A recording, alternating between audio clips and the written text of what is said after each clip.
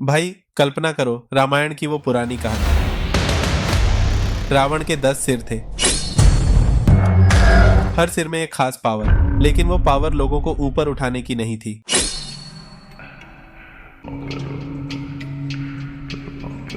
बल्कि डराने की,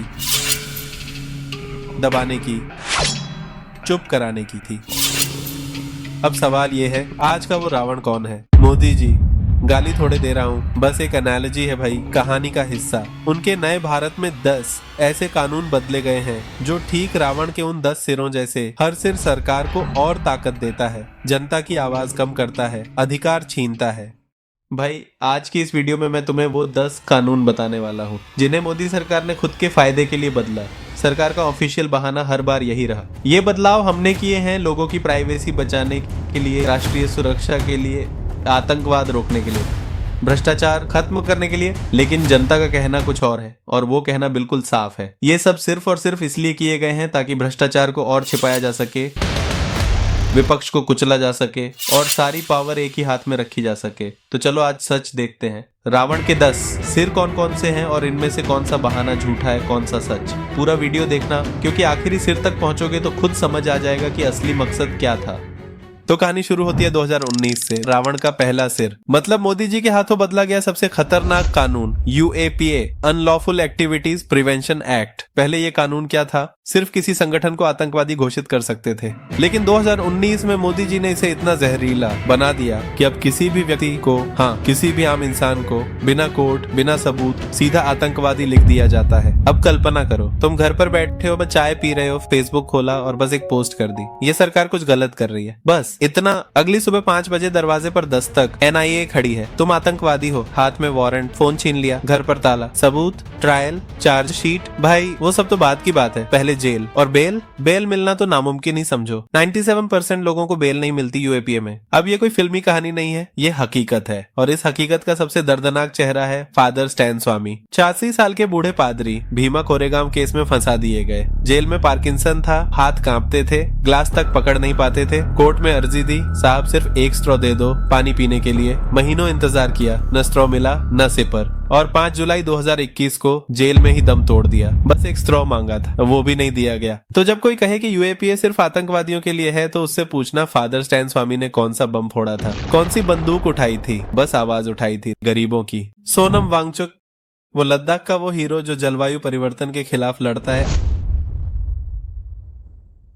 आइस स्तूप बनाता है, गरीबों आदिवासियों के लिए आवाज उठाता है। क्या हुआ उसके साथ? सितंबर 2025 में लद्दाख में राज्य का दर्जा और 6ठी अनुसूची की मांग को लेकर शांतिपूर्ण मार्च निकाला। दिल्ली बॉर्डर पर 120 एक्टिविस्ट्स के साथ रोका गया। फिर क्या? 26 सितंबर को NSA, नेशनल सिक्योरिटी एक्ट के तहत डिटेन कर लिया, बिना ट्रायल बिना चार्ज, सिर्फ राष्ट्रीय सुरक्षा का बहाना। 1 साल तक जेल में रख सकते हैं बिना वजह बताए। उसकी पत्नी सुप्रीम कोर्ट गई, लेकिन सुनवाई टलती जा रही है, अब दिसंबर तक। क्यों? क्योंकि वो सरकार की नीतियों पर सवाल उठा रहा था। लद्दाख में हिंसा हुई, लेकिन सोनम जैसे शांतिपूर्ण एक्टिविस्ट को क्यों पकड़ा? ये सबको पता है, और ये दिखाता है कि कैसे ऐसे कानून आवाज दबाने के लिए इस्तेमाल होते हैं। ये है रावण का पहला सिर, जो बोलता है उसकी आवाज हमेशा के लिए दबा दो। अब बोलो, क्या ये नया भारत है या बस नया डर? अब दूसरा सिर, जिसने जनता की आंखें हमेशा के लिए बंद कर दी, RTI। 2005 में आया था ये कानून, जनता का सबसे ताकतवर हथियार। आप कुछ भी पूछो, जवाब देना ही पड़ता था, सिर्फ 30 दिन में। याद कीजिए वो दिन, एक RTI ने आदर्श सोसाइटी स्कैम फोड़ दिया मुंबई में। आर्मी की जमीन, नेताओं के फ्लैट, मुख्यमंत्री को इस्तीफा देना पड़ा। फिर 2G स्पेक्ट्रम घोटाला, हजारों करोड़ लुट गए। एक आम आदमी की RTI ने पूरा देश हिला दिया। गांव में किसान, मनरेगा मजदूर, पेंशन, राशन कार्ड सब ठीक हुए।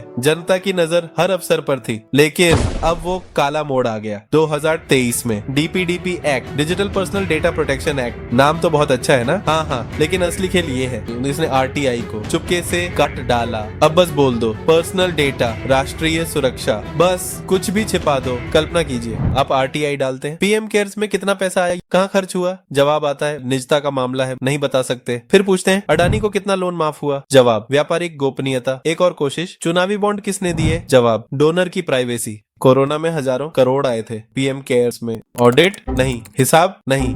RTI डालो तो बोलते हैं सॉरी भाई, प्राइवेट फंड है, जनता का चंदा और प्राइवेट फंड, यही वो दूसरा सिर है जो सच को जिंदा दफना देता है। जब जनता अंधी हो जाएगी तो इस रावण को कौन रोकेगा भाई। तीसरा सिर जो धर्म और कागज के नाम पर देश को बांटता है, CAA प्लस NRC। सरकार कहती है NRC 1971 के बाद आए बांग्लादेशियों को निकालेंगे। CAA पड़ोसी देशों से आए हिंदू सिख ईसाई भाइयों को तुरंत नागरिकता देंगे। अब एक बिल्कुल सच्ची कहानी सुनो। नाम शाहजहां अली अहमद, उम्र 35 साल, पता बारपेटा रोड असम, पेशा गरीब परिवारों को NRC फॉर्म भरने में मदद करता था। एक दिन खुद का नोटिस आया, नागरिकता का सबूत दो। शाहजहां ने दिखाया।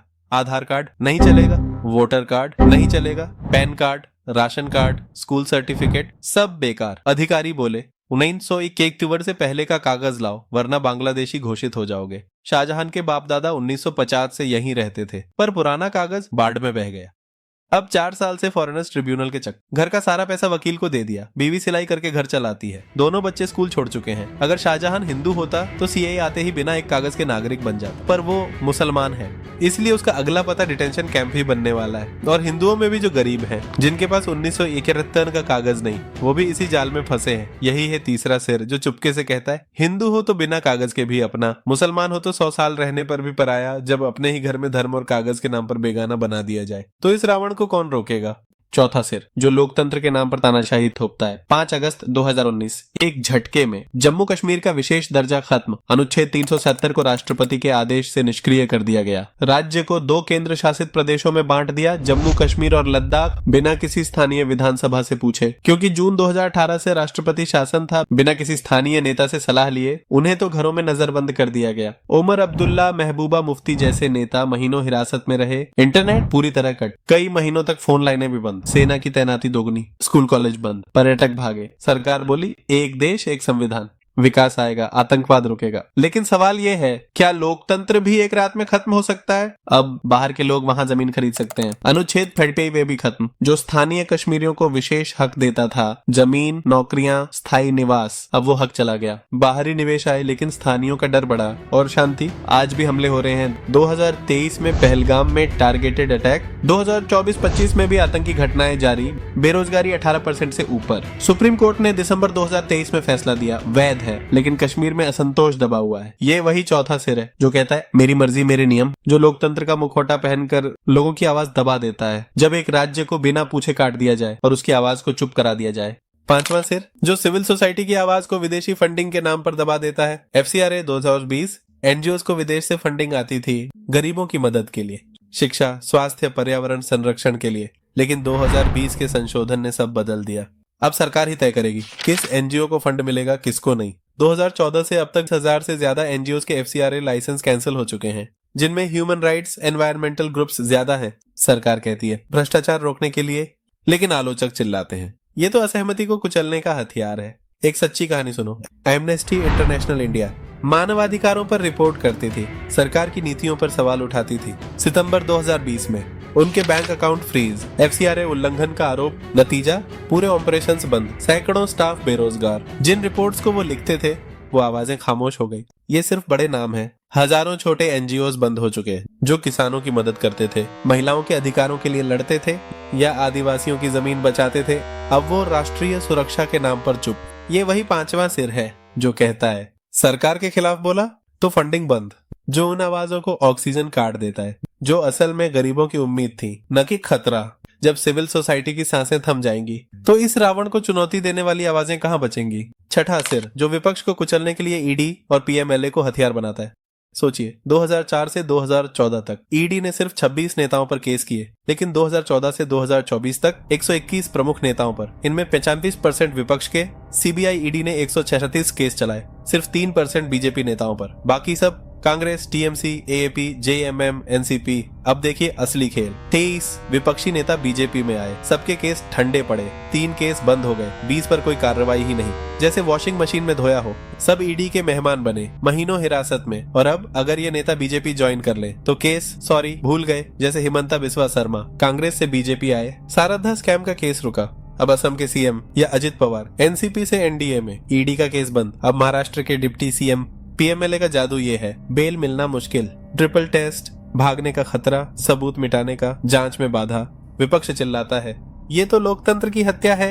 सरकार बोली भ्रष्टाचार रोक रहे हैं, लेकिन आंकड़े चिल्लाते हैं। 85% विपक्ष पर, 5% सत्ता पर। ये वही छठा सिर है जो कहता है चंदा दो तो धंधा लो, न दो तो जेल भुगतो, जो ईडी को वॉशिंग मशीन बना देता है विपक्ष को कमजोर करने के लिए। जब जांच एजेंसियां ही पक्षपाती हो जाएंगी तो लोकतंत्र का चेहरा कैसे बचेगा? सातवां सिर, जो चुनावी भ्रष्टाचार को छिपाने का सबसे काला मुखौटा पहनता है, इलेक्टोरल बॉन्ड। सोचिए, कंपनी पैसा देगी, किसी को पता नहीं चलेगा किसने दिया, किसे मिला। 2018 में शुरू हुआ ये खेल पारदर्शिता का दावा किया, पर असल में गुमनामी का हथियार था। फिर 15 फरवरी 2024 को सुप्रीम कोर्ट ने इसे असंवैधानिक कहा और हमेशा के लिए बंद कर दिया। मार्च 2024 में सारा डेटा बाहर आया, पूरा देश हिल गया। कुल बॉन्ड बिके 16,518 करोड़ रुपए। इनमें से 47% से ज्यादा यानी पूरे 6,060 करोड़ रुपए सिर्फ बीजेपी को गए। कांग्रेस को 10% से भी कम, टीएमसी को 1610 करोड़, बाकी पार्टियां बिखरी हुई। अब असली काला सच सुनो। 30 टॉप कंपनियों पर ईडी, सीबीआई, आईटी की रेड पड़ी थी। इनमें से ज्यादातर ने सबसे ज्यादा बॉन्ड खरीदे। फ्यूचर गेमिंग सबसे बड़ा डोनर 1368 करोड़। ईडी की रेड के सिर्फ 7 दिन बाद ही 100 करोड़ का बॉन्ड खरीदा। Mega engineering 966 crore. 2019 में आईटी रेड पड़ी, उसके बाद डोनेशन शुरू। ऑनरोबिंडो फार्मा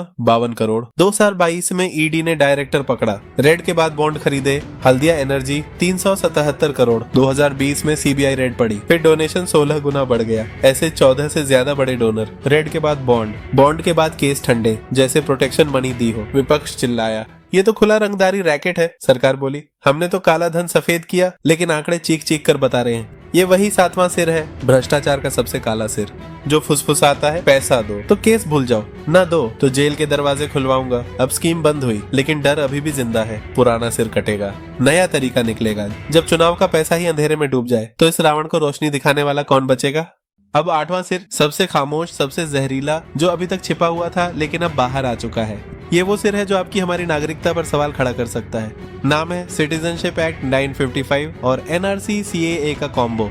सरकार कहती है हम अवैध घुसपैठियों को पकड़ रहे हैं, लेकिन जो हथियार इस्तेमाल हो रहा है वो किसी भी आम नागरिक को निशाना बना सकता है। अब सबसे डरावनी बात सुनिए, भारत की नागरिकता साबित करने के लिए अब ये सब व्यर्थ है। Aadhaar card, pan card, bank account, ration card, voter ID भी कई बार नहीं चलता, पासपोर्ट भी। अगर उसमें शक हुआ तो अमान्य। जी हाँ, 2025 में बॉम्बे हाई कोर्ट ने साफ साफ कह दिया, आधार, पैन, वोटर आईडी से भारतीय नागरिकता साबित नहीं होती। कल्पना कीजिए, आप 50-60 साल से यहीं पैदा हुए, यहीं पले बढ़े, आपके माता पिता, दादा परदादा सब यहीं के, फिर भी अगर आपके पास 1971 से पहले का कोई पुराना सरकारी कागज नहीं तो आपको विदेशी घोषित किया जा सकता है। फिर डिटेंशन कैंप। असम में पहले ही 19 लाख लोग बाहर हो चुके हैं, ज्यादातर गरीब हिंदू और मुसलमान। दिल्ली में 2025 में हजारों लोग पकड़े गए, सबके पास आधार, पैन, वोटर आईडी थी, फिर भी विदेशी करार। अब असली प्रूफ सिर्फ 2 चीजें रह गई हैं, 1960 से पहले का बर्थ सर्टिफिकेट, 1900 ईसा सदन से पहले का कोई सरकारी रिकॉर्ड, जो 90% गरीबों के पास नहीं होता। ये 8वां सिर सबसे खतरनाक इसलिए है क्योंकि ये किसी भी दिन आपके घर पर दस्तक दे सकता है और कहेगा तो साबित कीजिए आप भारतीय हैं। नहीं साबित कर पाए तो नागरिकता गई, देश गया। 9वां सिर, अभी अभी पास हुआ वक्फ बिल। सीधी बात, अब मस्जिद, कब्रिस्तान, मदरसा जो सैकड़ों साल से मुसलमानों की वक्फ संपत्ति है, उन पर सरकार फैसला करेगी कि हाँ ये वक्फ है या नहीं, अब सरकारी है। वक्फ बोर्ड में गैर मुस्लिम लोग भी बैठेंगे। कलेक्टर साहब सर्वे करेंगे, पुराना कागज ना दिखा सके तो जमीन छिन जाएगी। सरकार बोली हम पारदर्शिता ला रहे हैं, मुसलमान बोले ये हमारी धार्मिक पहचान पर कब्जा है। ये वही 9वां सिर है जो मस्जिद, कब्रिस्तान के नाम पर एक पूरी कौम को डराता है। 10वां और आखिरी सिर, सबसे खतरनाक वाला, जो लोकतंत्र को जड़ से काट देता है, ये है नया कानून, भारतीय नागरिक सुरक्षा संहिता BNSS 2023, जो जुलाई 2024 से लागू हो चुका है। अगर कोई सांसद, विधायक, मंत्री या मेयर जेल में महीने से ज्यादा रहा तो अपना पद खुद ब खुद खो देगा। पहले CRPC में ये 6 महीने था, लेकिन विपक्ष चिल्ला रहा है ये तो ED CBI का नया हथियार है। फंसाओ विपक्षी नेता को किसी केस में, 30 दिन रखो जेल में जब तक बेल न मिले, फिर दबाव डालो बीजेपी ज्वाइन करो वरना पद गया। चुनाव लड़ने का हक भी छिन गया। सरकार बोली भ्रष्टाचारियों को सजा देने के लिए, लेकिन आलोचक कहते हैं ये विपक्ष को खत्म करने का फॉर्मूला है, क्योंकि ईडी के 99% केस विपक्ष पर ही हैं। बीजेपी ज्वाइन करो तो केस ठंडे। ये वही 10वां सिर है जो फुसफुसाता है अब विपक्ष भी नहीं बचेगा, जो जेल को पद छीनने का बहाना बनाता है। जब नेता ही जेल के डर से चुप हो जाएंगे तो इस रावण को चुनौती कौन देगा? तो भाई हमने अभी अभी इस रावण के 10 सिरों को गिना है और हर सिर हंस रहा है क्योंकि वो जानता है हम अभी भी चुप हैं। रामायण में रावण मरा था राम के बाण से, यहाँ राम हम ही है। हमारी वोट हमारा बाण है, हमारी आवाज हमारा धनुष है। अब फैसला तुम्हारा है, क्या हम चुप रहकर इस रावण को 11वां 12वां सिर उगाने देंगे या इस बार सचमुच राम बनकर सारे सिर एक साथ काट देंगे? कमेंट में लिख दो तुम्हारे लिए सबसे खतरनाक सिर कौन सा है। जय हिंद, जय संविधान।